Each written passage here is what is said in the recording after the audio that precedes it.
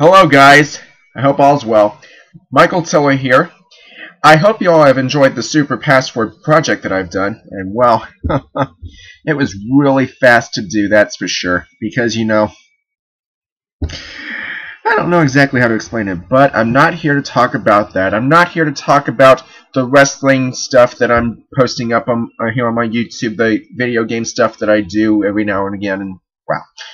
I'm actually here for Moments with Michael, episode number 9. Now this one, I think you're going to really enjoy hearing all about.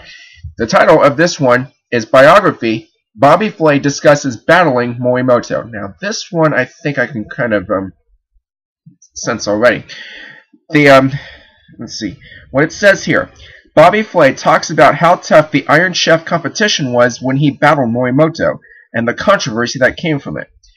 Okay, well first we get to watch the video, and then I'll discuss my feelings and everything like that. And that's basically how it all works. That's how the cookie crumbles here at Moments with Michael. I know, I said it again. Don't mind that. In either case, here we go. Uh-oh. I was giving it time to load, and hopefully it doesn't stick on me while we're doing this, so...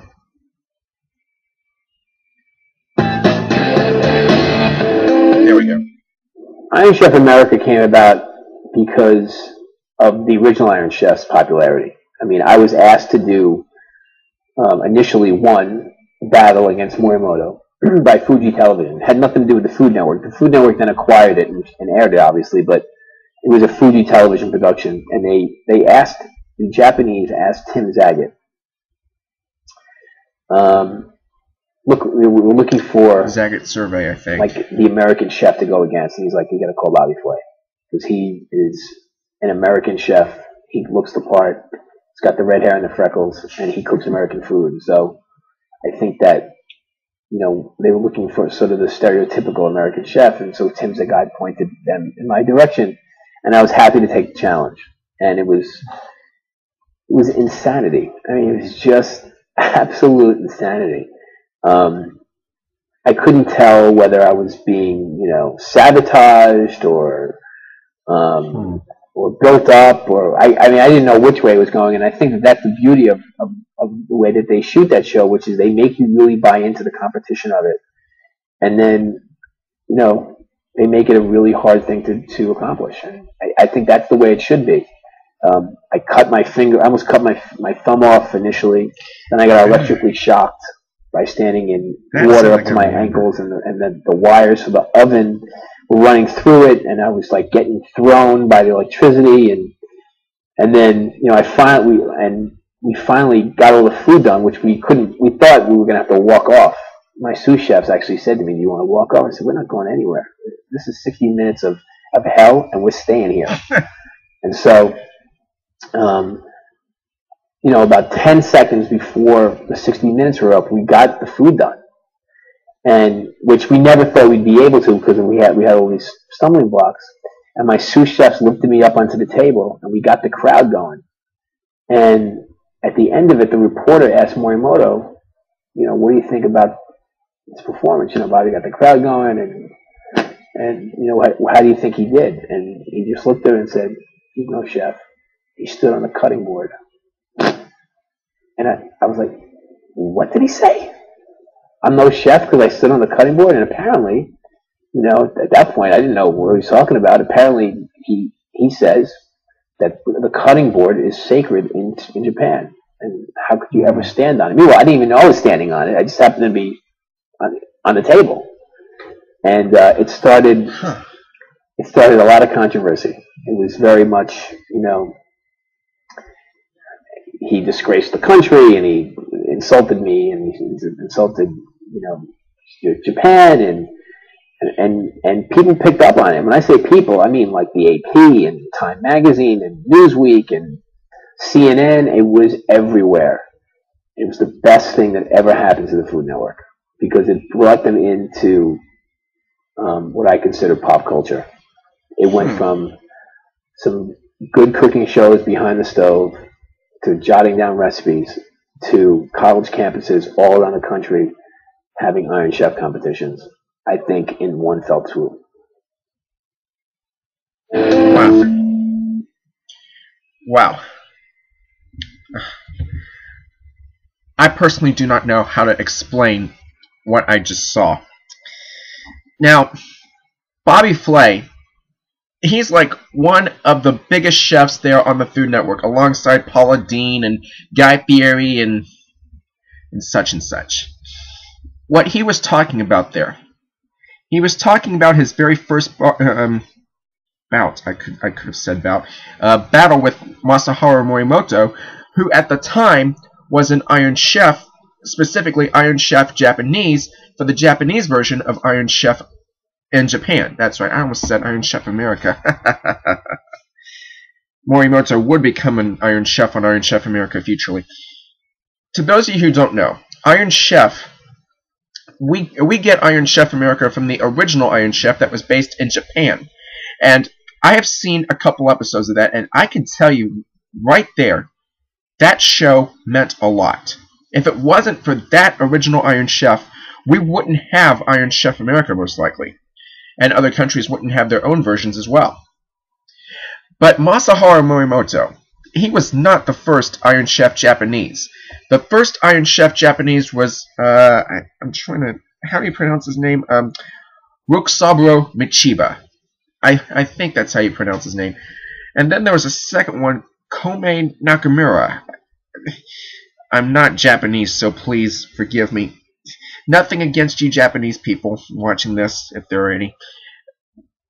Because Iron Chef was a great show. So, but Bobby Flay, he was approached to do a battle against Masaharu Morimoto when Iron Chef traveled. And then they did a New York battle, and I saw a lot of things go down in that specific thing, and Bobby Flay was actually just talking about it.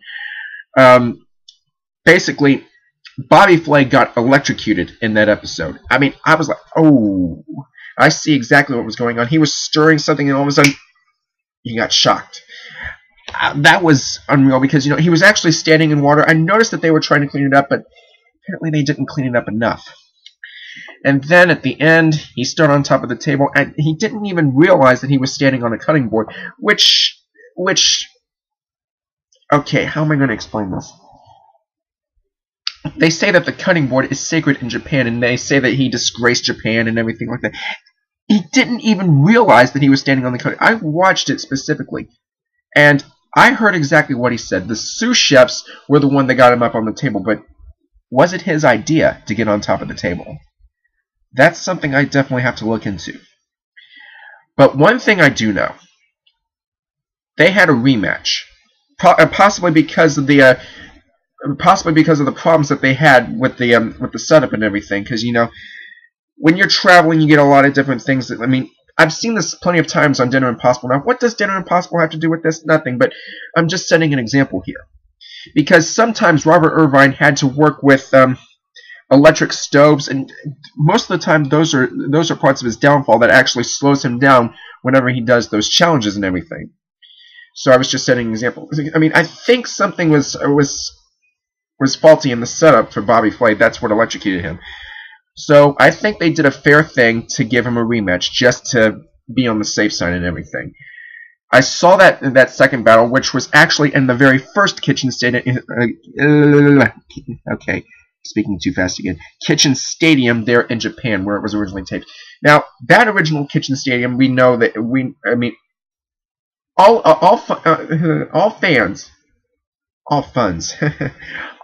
fans of the original Iron Chef would know that the original Kitchen Stadium was toned down in volume. I mean, there wasn't much of an audience or anything until that 2000 battle came around, right? Or something like that, when we entered the 21st century, 2001, excuse me. But I saw the rematch, and that audience was really riled up, and it was so interesting to watch. And Bobby Flay again stood on the table, and Morimoto said it was the same thing. But I think Bobby actually learned from it, which is actually a good thing. Specifically, they had a good chance. And Bobby Flay is actually one of the best chefs there on Food Network, hands down. I've seen Throwdown. I've seen Grill It. I've seen plenty of things, as a matter of fact, with Bobby Flay, including Iron Chef America. That show is really, really interesting, especially when you have Alton Brown as the color commentator, and especially when you have Kevin Broush as the as the floor person. I tell you what, they really did derive well off of Iron Chef, that's for sure. It's too bad Iron Chef doesn't air anymore, even though the reruns are being shown on Cooking Channel and everything like that. But one thing for sure, I don't care what anybody says about Bobby Flay. Whether you like him or you hate him, he is a great chef. And as I know it, he and Morimoto are now on the same page. They have made amends, and they're best friends. One way I can prove this is that when Bobby Flay had a throwdown that was based on sushi, he actually went to Morimoto for help. Bobby still lost, well, probably because he's just a beginner with sushi and everything. But what can I say? But either case, I hope you all enjoyed watching. 9 are down, and still many more to come. Number 10 is soon to come. Did you see the 10? Never mind. Okay, but either case, my name is Michael Tiller. Thank you very much for watching, and until episode number 10, take care.